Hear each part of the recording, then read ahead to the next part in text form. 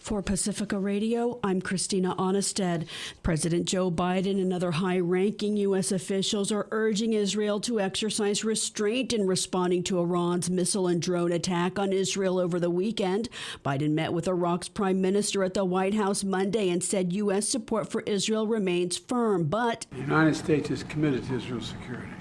We're committed to a ceasefire that will bring the hostages home and preventing conflict from spreading beyond what it already has. Israeli military officials doubled down. The country still considering its response, but it will respond. Iran's attack over the weekend was its first direct military attack on Israeli soil, although it does prop up proxy forces in the region that have launched missile strikes against the country. House Speaker Mike Johnson is pushing for separate votes for aid to Israel, Ukraine, and Taiwan this week and a national security bill. The United Nations Human Rights Office says Israeli security forces need to immediately put an end to attacks on Jewish settlers and Palestinians in the wake of deadly settler violence in the West Bank that killed at least 7, including a teenager, and wounded 75. Ravina Shamdassi is a spokesperson for the UN Human Rights Office. It was also reported that settlers established at least 2 new outposts in the past 2 days in the Jordan Valley and in South Hebron Hills, near Palestinian communities which have been repeatedly attacked by settlers in the past months and are at imminent risk of being forcibly transferred from their homes and their lands. Israel, as the occupying power, must take all measures in its power to restore and ensure, as far as possible, public order and safety in the occupied West Bank. This obligation includes protecting Palestinians from settler attacks. Violence has been raging after the body of a 14-year-old Israeli boy was found, though the cause of death is unknown, and no one has claimed responsibility. An international day of action against the war in Gaza Monday. Activists and trade unionists shut down ports, weapons manufacturers, highways, and bridges around the globe, including in major U.S. cities from the Golden Gate Bridge to Brooklyn Bridge Monday on tax day.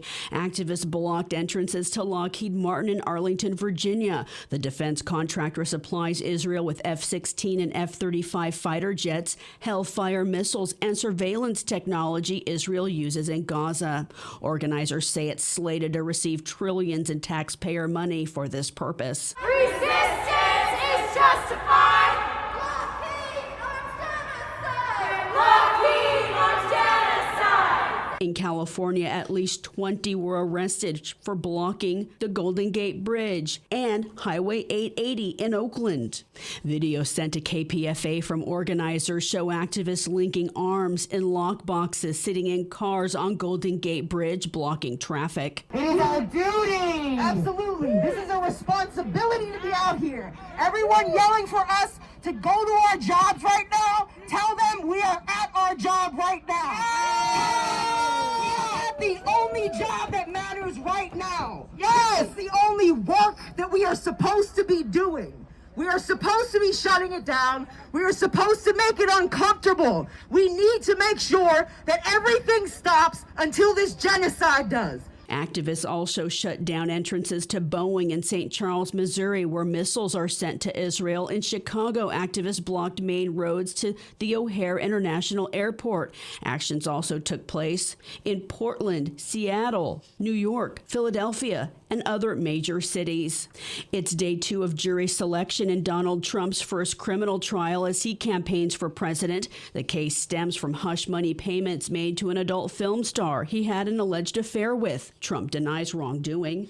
Edwin Vieira reports. No jurors were picked on the first day of selection in former President Donald Trump's hush money trial, the first criminal proceeding against any president in office or out. Trump is repeating his line that it's election interference for him to be prosecuted for falsifying business records to cover up payments after sex with a porn star. This is political persecution. This is a persecution like never before. Nobody's ever seen anything like it. And again, it's a case that should have never been brought. Finding an unbiased jury could take some time. I'm Edwin J. Vieira for Pacifica Network and Public News Service. The Supreme Court is taking up the first of 2 cases that could affect the criminal prosecution of former President Trump for his efforts to overturn his election loss in 2020.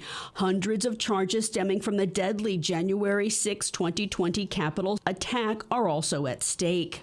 The justices are hearing arguments today over the charge of obstruction of an official proceeding that's been brought against 330 people. The court will consider whether it can be used against those who disrupted Congress's certification of Joe Biden's 2020 presidential election victory over Trump.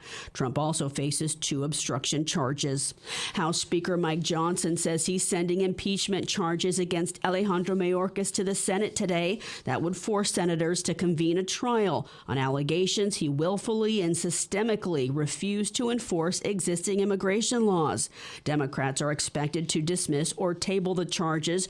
I'm Christina Onnested reporting for Pacifica Radio.